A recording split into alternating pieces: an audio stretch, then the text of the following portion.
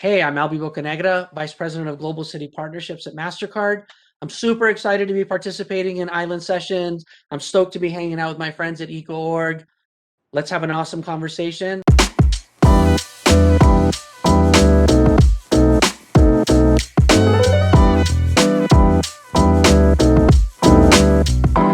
Alby, welcome to the Allen Sessions. Thank you for joining us. Let's get started. Smart cities is your thing. What do you think we can do to make our cities more resilient and sustainable? Well, so there's a bunch of different things I think that we can look at from different perspectives. But I think it just all boils down to using this opportunity and this time that we have on our hands um, to kind of really rethink our urban centers. For a long time, cities have been really dense and there's been a lot of traffic and congestion and like things that are really like not contributing to making the city livable. But we have this opportunity to reset right now. So part of livability or making cities, a lot more easier to participate in, could be there are some technology solutions behind that, right? So there's some things that we can think about like equitable access to the internet, ensuring that residents' privacy and security is protected when we're deploying technology into the public realm. Just kind of on the whole, like that smart cities conversation, right? There's a bunch of things that we could do, but I think for me, a lot of that is really analog as well. So that's also preserving cultural institutions, ensuring that people have activities to participate in, they can get out and go outside and enjoy green spaces. Um, Also to make sure that there's an opportunity to listen to live music, because I think that, music and culture is really kind of the identity of a city. And so we have an opportunity as cities, as people that support cities and that partner with cities to ensure that when we're thinking about all these technological things that we're doing to make cities more livable, we really think about like and I'll probably get a little bit philosophical here, but like on feeding people's spirits as well. And I think that's why you need culture, and that's why you need places where people can kind of participate and coexist and enjoy a meal, enjoy a drink, enjoy some music, enjoy a beautiful piece of art, enjoy a public art installation outdoors and some green spaces, and kind of be together. And I think that truly is what makes the city livable, is the ability to kind of uh, enjoy it with your fellow human. And that kind of gets lost into translation a little bit when we start talking about resilience and livability and sustainability, as we forget that uh, the human connection is equally, if not more important than all of those other things. So providing opportunities for human interaction and to connect with your fellow humans is going to be equally as important. And before joining MasterCard, you actually worked as the CTO of New York City, one of the densest, busiest cities in the world. What can you tell us about your time there, and what are some of your biggest achievements there? So, I mean, that's a loaded question, right? Because when you're, acting as the CTO of one of the most important global cities in the world, not only are you, everything you do is amplified, but it also, every decision you make impacts many, many people. So for me, I think some of the things that were really important for us is to be able to kind of co-create and co-develop either problem statements and solutions from the community. We've really believed in the bottom up approach to to creating innovation and making change in our city. So the things that I really cared about was getting the voice of the resident heard in every project that we created and delivered. So the whole human center approach for our office and building technology around the resident was very important. So, we really focused on ensuring that residents had equitable access to the internet. So a lot of work was happening there. We also focused on creating innovation challenges that were driven and created by the community. So partnering with local stakeholders, with academics, with NGOs from the communities that we were trying to serve, and thinking through what some problems were and what some of the most pressing challenges were, and then creating these innovation challenges that really amplified that and invited industry, academia, and other stakeholders to participate in the solution. And so I think that we were really focused on that, is just kind of creating a holistic approach to deploying technology in the public realm. And a lot of stuff falls under that, right? Like digitizing government services, um, providing broadband, like I mentioned, Wi-Fi in public spaces, but more than anything, ensuring that when we did deploy technology, underpinning that technology was also ethics, privacy, and security. And so the thing that I'm most proud of, although I'm proud of every single thing that that office did because there was brilliant people that were really dedicated to serving the public, the thing that I think that we did really well was partnering and co-founding the city's coalition for digital rights. And the reason why I think that that was the most important thing that we did in that office was because it was not just the New York, Barcelona, Amsterdam, and United Nations coalition. It was a coalition for the world. And we really focused on ensuring that, like I said, transparency, privacy, security, and education was behind everything that we deployed and providing a framework for other cities to be able to consume and to understand. So when they're deploying technology, whether it's IoT sensors or using AI or using data, that it was done with partners who also respected the same embedding that privacy and embedding ethics and ensuring that it was to serve people, not to consume from people. And so I think the city's coalition for digital rights was the thing that I was most proud of that we founded. The other part of it is because it is a global coalition, it lives beyond administrations, right? So it's not based on what any administration for any city that's participating is prioritizing or thinking about. This is what we all should be thinking about as a global community. I also think the city's coalition is going to outlive me. It's definitely going to, outlive my co-founders. And I think that's what's really important is that you create frameworks and you create programs that are going to serve people beyond administrations, beyond decades, and kind of keep up with technology. And so I think that that was really the best possible outcome for the coalition. So that's the thing I'm most proud of. And having spent some time at Mastercard now, what do you think are some of the things that Mastercard is doing that's very key to helping bring about sustainable smart cities? Yeah. So post City of New York, I probably couldn't have picked a better role to land in. Not just because Mastercard is just an amazing place to work with some of the smartest people I've ever met.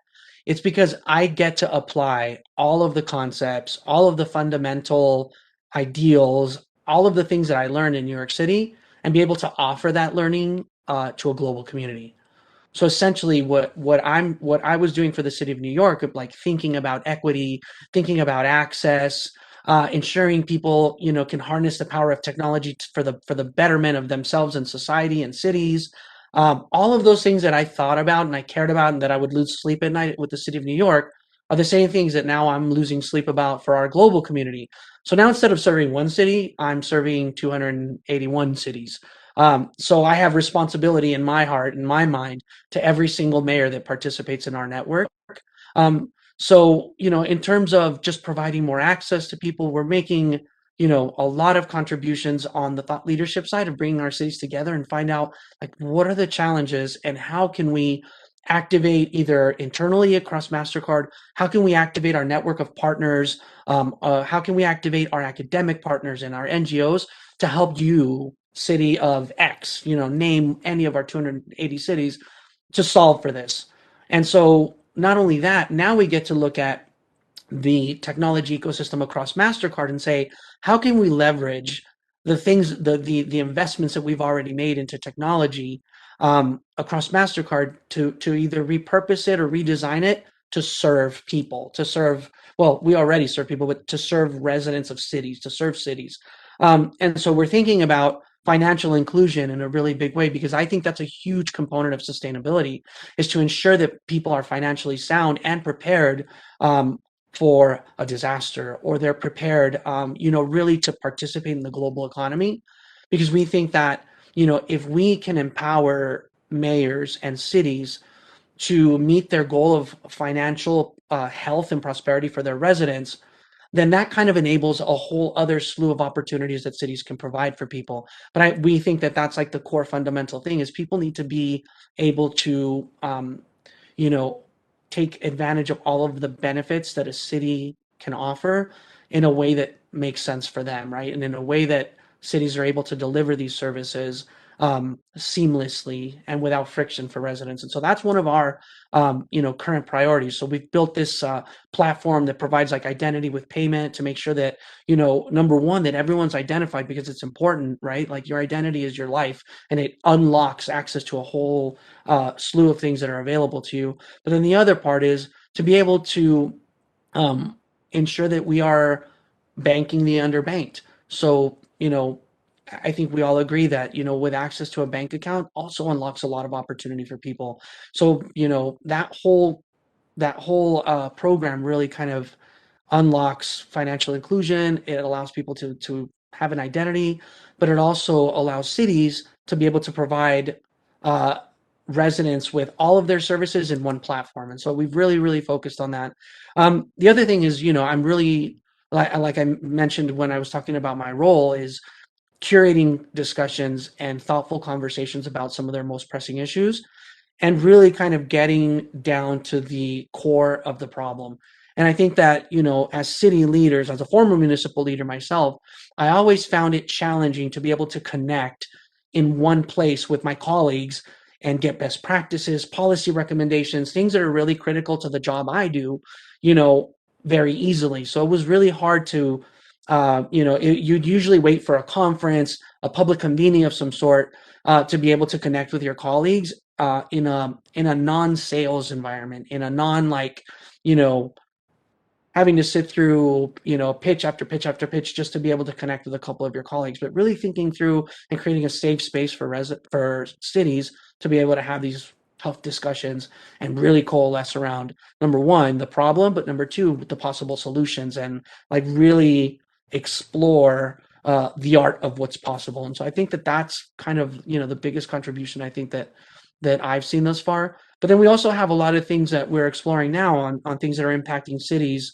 um, that are going to be impacting cities in the future. And we're trying to just identify what our role is. And if our role is just essentially continuing these thought leadership discussions and bringing cities together, then I'm happy because then it kind of creates a pathway for cities to be able to amongst themselves, really work together through their problems. And so I think that that's, you know, our biggest contribution is to be able to bring everyone together. Looking at the current situation with the pandemic, what do you think are some of the key areas that governments and local governments in general should be thinking about in terms of building a more resilient future, especially taking this chance coming out of the pandemic? Well, I mean, there are a whole lot of programs and policies that governments can really kind of start exploring and thinking through. I mean, I think if you ask any city in the world what their priorities are to overcome the pandemic, then you might get a whole lot of different answers based on like how it's impacted them. So I don't want to prescribe what they need to do, but things that I've been thinking about that are important is, obviously bringing back their economies. And for me, the backbone of every city's economy is small business. So really focusing on, uh, you know, revitalizing, supporting, and really energizing small business again. Small businesses to me are residents, right? They're equally entitled to the benefits and the contributions that they would get from their municipalities. So I think we really need to get around our small businesses, whether that's through, policy recommendations or programs that we could create to support them, either financially, or through, better infrastructure, training around cybersecurity to make sure that they're not vulnerable, digitizing their payments to make sure that they're able to take payment other than cash when that could be a problem for them in the future. But just really getting around our small businesses and revitalizing them. I also think it's important for us to, get more people back into public transportation. So finding new innovations and new ways where we can have people safely and comfortably commuting across the city, taking advantage of whether it's public transportation, last mile solutions, scooters, bikes, making sure that people are able to safely, begin to participate again in their cities and getting people kind of moving around again in cities and doing that in a way that's safe and that also benefits the economy. So I think just getting people back into public spaces is going to be really important for the future. We got a lot of new technologies these days: VR, AR, 5G, and all that. How do you see these technology is transforming our cities and the way we live. Yeah, I mean, I think both like AR and VR can obviously there's a lot of entertainment value there. One thing to think about too is, how we can leverage technologies like that for urban planning and to really kind of be able to see in real time what the possibilities are and how to plan better urban spaces. And that'll include like planning how like we embed culture and entertainment into our communities, right?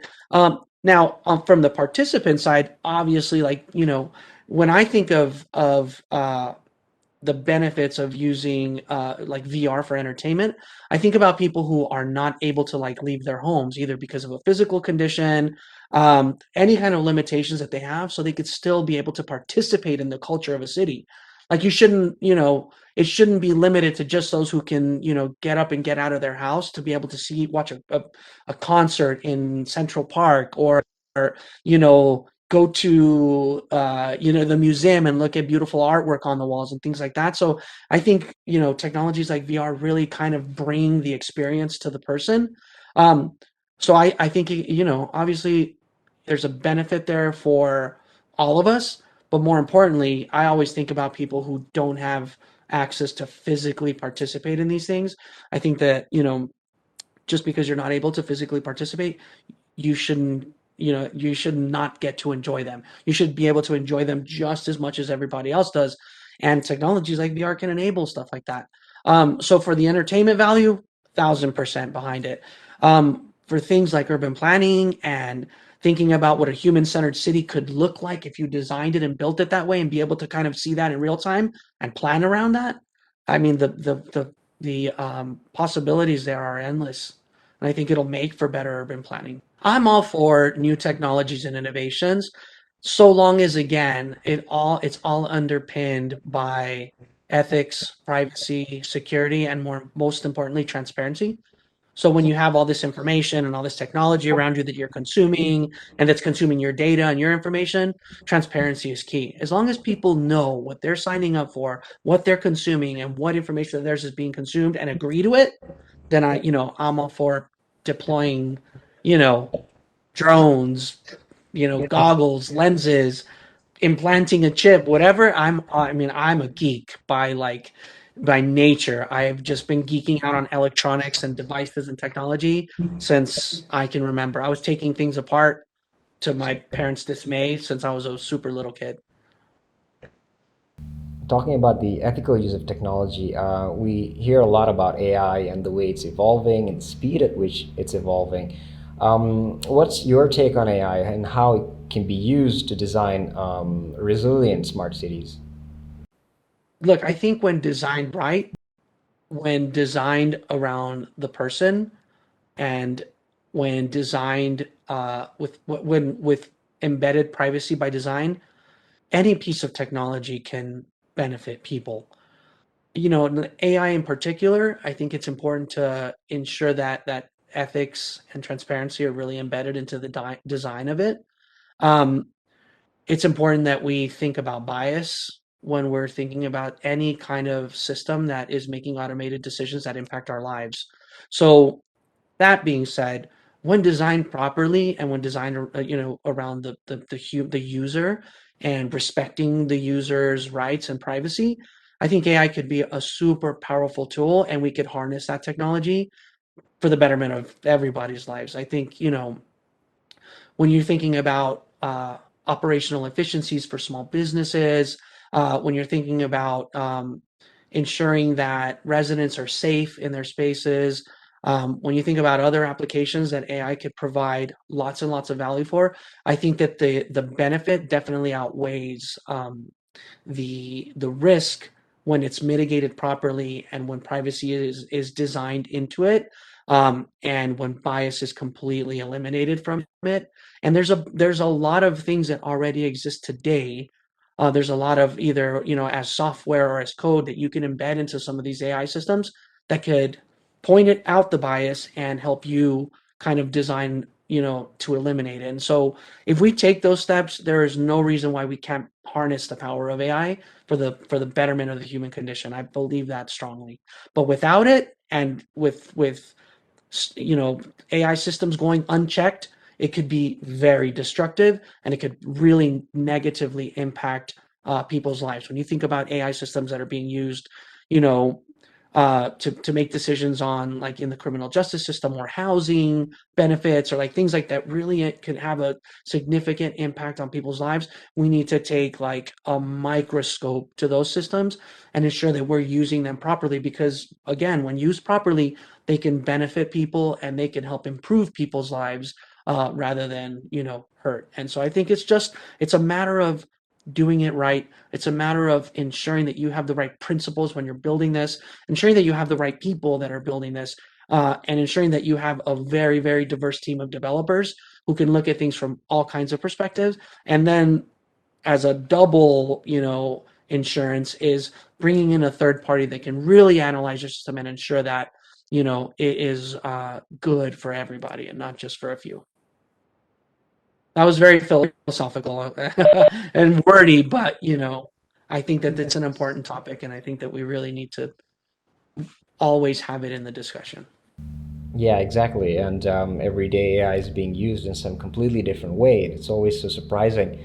And as long as it doesn't turn Terminator, I think we'd be okay. Talking about Terminator, a lot of the technologies we see today, some of these things you've already seen in movies like Star Wars and Star Trek. What are your thoughts on the movies and concepts inspiring us to design and build future cities? Yeah, whenever anyone asks me that, like about the future and such, I always think about being a little kid. And I don't know if you would sit down with your friends and be like, "Yeah, when I'm a grown up, I'm gonna have a flying car, and I'm gonna have one of those teleportation devices to where I could be somewhere across the world in 30 seconds or what." You used to think about things like that and talk about them.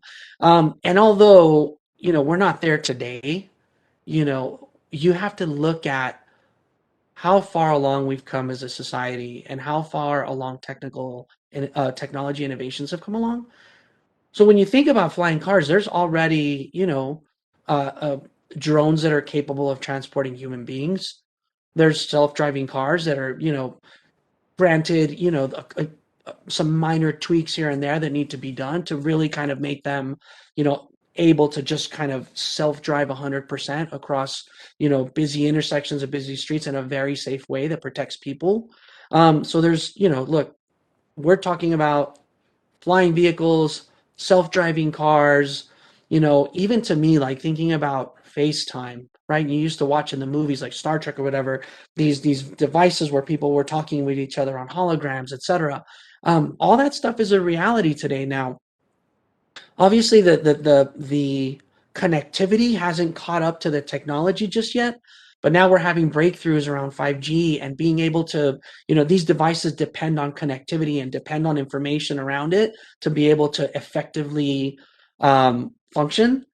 And so now 5G is becoming a reality, and now future generations of connectivity are going to unlock more and more features and more potential out of these uh, technological advances that exist today. But I just think about I still put on a VR set of lens or anything, and it freaks me out because I'm like, never in a million years would I have thought as a kid that I would put on a set of goggles and I could experience a whole other universe around me, right? And so I mean I'm a geek, like I said, so stuff like this really, really inspires me. And every time I think I've seen a new technology, something new comes out, and I'm just equally wowed, and I'm very excited about the stuff that my kids are going to get to see, and whether it's from consumer electronics or how they participate in the city they live in or the type of car they drive. I'm really excited to see what's going to happen, and I like where we're at. Obviously, maybe we could be light years ahead, but maybe we could also be way more behind. Who knows, right? We can't tell. We don't know the future, but I what I do know is there's some really smart people building beautiful, smart things out there, and so I'm excited to see what's going to happen with them. That's a lot of information about smart cities. Could you please share some of your thoughts on the smart islands thing that we're working on? I think the true test of technology and innovations and anything that you really want to um, embed in a city you got to have somewhere to test it out, and you need these, pun intended, sandboxes where you can play and where you can test things and you can pilot things and you can try new innovations. Number one, like if you think about like the Smart Islands project, I think it's probably one of the most genius things because you've got this test environment that is a completely different landscape that's going to provide you with different challenges that you may not be able to see immediately in like an urban space because it's more difficult to test live. So on this Smart Islands concept, to me, you've created this really cool sandbox for disruption and innovation where people can test and deploy technologies in a place that I think it's even though, obviously there's people participating, I think it's like a more controlled environment. And that, like, if I'm a technologist and I built this product or solution and I'm looking for a place to test it on, I can't go to the middle of New York City and test it, or the middle of London, or the middle of Singapore. Oh, Singapore's super innovative, so maybe but you need a place where you need this innovation test bed where you can prove your technology. And so, what better place of this cluster of islands that are you know posing this new set of challenges that you hadn't thought of before as a technologist. So when you deploy and test your technologies, the learnings go beyond what you would get in a traditional landscape. So I love it. I mean, I think it's a really really brilliant concept, and I think there's going to be a lot of good learnings coming from. But then when you test and you prove the technology there, then you can take it outside of the islands and really kind of take it to scale. And a lot of people are going to be benefiting from it on a larger scale. And so that's super important. I think that, what you all have created is going to attract a lot of people who want to test their technology and a lot of really, really bright and smart people, other than it's just a gorgeous landscape and you just want to be there. But if you're a geek, you're going to look at it and say, this is where I want to test my platform. This is where I want to test my technology and show the world what it's capable of and scale it and obviously, serve a lot of people from it. So yeah, no, I love what you've done with that Smart Islands concept. We know you got a lot more going on with your life. Could you share all the other cool stuff that you've been doing, like being a DJ, being a cook, and all the other exciting stuff that you do? I try to, so I cook every day. I DJ regularly, like my DJ setup right there. Not as much as I would like to, but I put on a record or two every now and then. But they're my. I always tell everyone I'm a DJ first, then I'm a technologist, then I'm everything else. But first, my passion, the thing I love most, is DJing, and then the second thing is I love to cook. I refer to myself as an amateur pit master. So I smoke briskets and turkey and chicken and vegetables. I spent a bunch of money on a new smoker. It's just it, I like two things. I love the process. I love what I learn when I'm trying new flavors and new textures and things on the food that I make. But more than anything, I love watching my family or friends sit down and enjoy what I made for them. Like, if I'm making a brisket, I want to see the look on their face when they take that first bite and the satisfaction. That's kind of like my way of showing love. That's how I show the people I love that I love them, is I cook a meal for them. And so uh, very passionate. Same thing with music.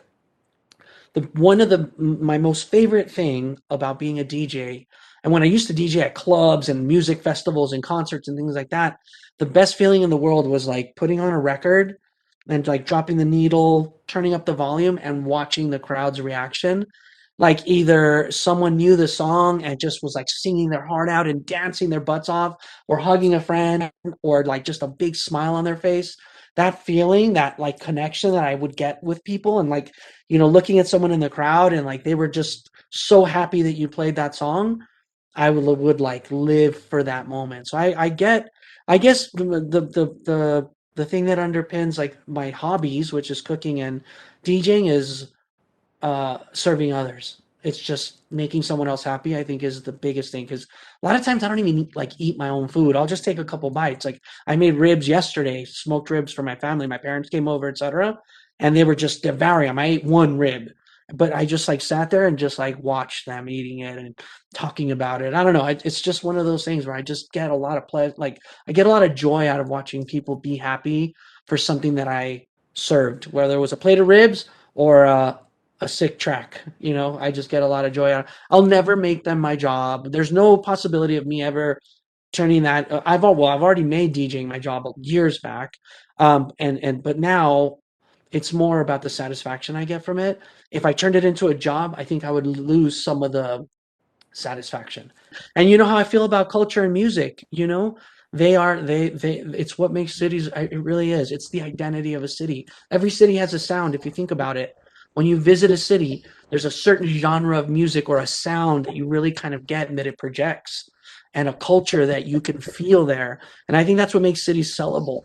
When people are thinking about bringing back tourism, bringing back visitors, etc., it's important to tap into your identity as a city and just exploit the hell out of that, right? People go to New York, they know what they're getting. They know, there's going to be live music at some bars. They know there's going to be hip hop playing on the streets. They know that there's going to be live musicians at the subway station with a saxophone or a beautiful violinist or an opera singer in the middle of Central Park. It's like the sound. And so I think every city has that sound and has that identity and that culture, and that's what's going to bring people back to them. Not how cheap the ticket is or not how, how many perks the hotel's giving you. You're going because you're looking for a certain experience and a certain feeling that you're going to get from that city, and only culture provides that. Once again, thank you so much for joining us to tell us about how you're changing cities all over the world and making people's lives better. Yeah, thanks for having me, guys. I can't wait to be there in person, man. I'm telling you, as soon as the world allows it, I'm on a plane, we're hanging out, and we're gonna because you already are, but I'm gonna immerse myself in all things Maldives. I'm so excited for it.